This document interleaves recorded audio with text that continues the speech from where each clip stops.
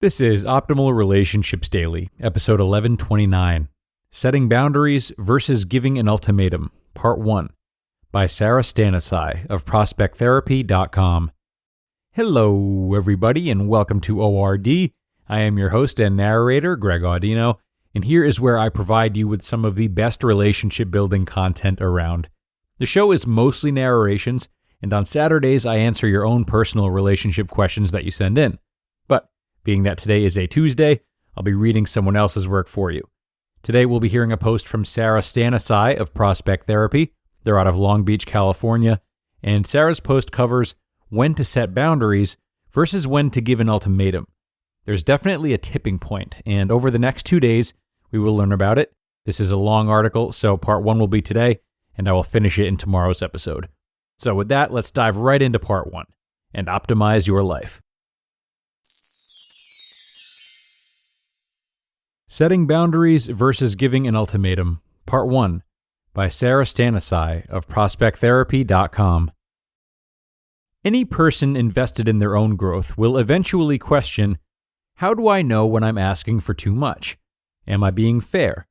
Am I going overboard with my boundaries now that I've finally learned how helpful they can be?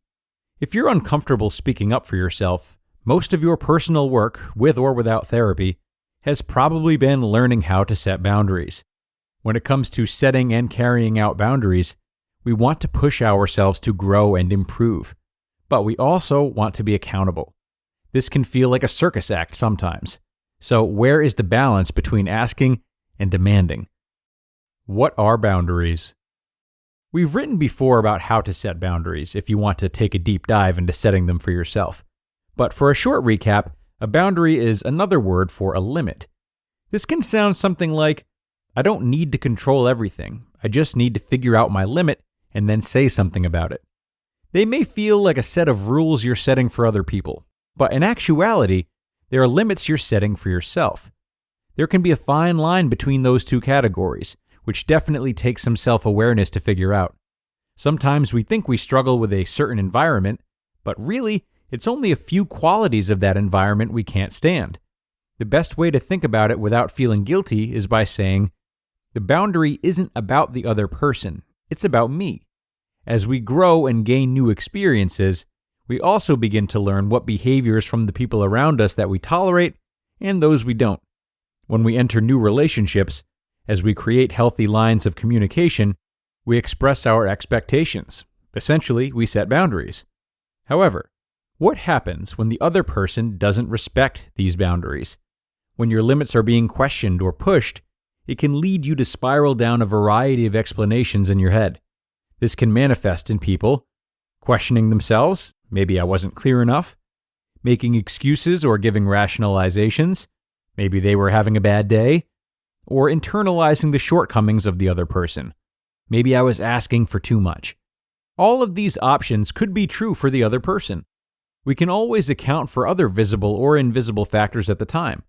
It's also so incredibly important to understand that other people may have their own boundaries and limitations on what they can offer us. However, you always have the choice to decide if the situation is something you can or cannot accept in that moment. Boundaries help keep you in check. When you set a boundary in a relationship, you're not just setting it for another person. The boundary is really a limit around you. Setting your personal limits will both protect you and hold you accountable. Boundaries are meant to help keep you responsible for your behavior. But when you set them, you hope that others will respect that. For example, if you have an emotional trauma that is triggering to discuss, you may ask your loved ones to refrain from bringing up sensitive topics. If you've struggled with addiction, you may inform your new partner that you don't want to drink, smoke, or use narcotics and ask that they respect those limitations.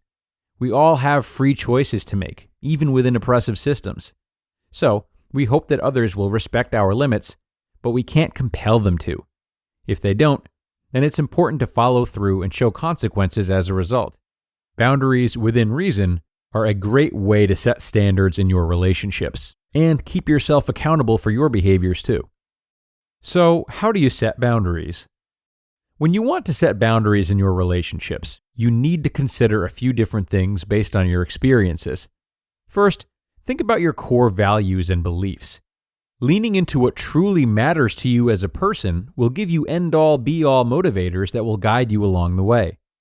Next, consider past issues that have cropped up in other situations or relationships. What behaviors in both romantic relationships and friendships raised red flags? And make sure you check back on your past behaviors, asking how you could have behaved better in these relationships. Remember, boundaries are not only about other people's behavior, but they're about keeping your behaviors in check too. When you're setting your boundaries with others, keep in mind that you are also asking them to hold you accountable for your actions. Sometimes boundaries are more complicated than a list of do's and don'ts, however. Good boundaries are firm but flexible. It may seem counterintuitive to have flexible limits, but the flexible part comes into play with time in individual situations or with certain people. Perhaps you don't like talking about your love life with your family. This can be a great example of a firm but flexible boundary. So, how would it be flexible? Let's dive into an example situation. To be continued.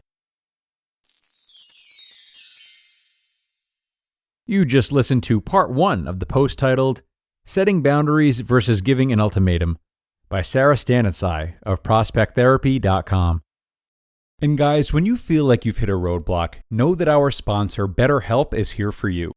BetterHelp will get your needs assessed and help match you with a personal licensed professional therapist online, so you don't have to be restricted only to counselors in your area. They provide a safe and private environment for you to communicate with your therapist within 48 hours, plus giving you the flexibility of scheduling weekly video or phone sessions. Their financial aid makes it more affordable than traditional offline counseling, and you can schedule an appointment online at your own convenience. In fact, so many people have been using BetterHelp that they're recruiting additional counselors in all 50 states. BetterHelp is not self-help, it is professional counseling where everything you share is confidential. Guys, I want you to start living a happier life today. As a listener, you'll get 10% off your first month by visiting our sponsor at betterhelp.com/ORD. Join over 1 million people who have taken charge of their mental health.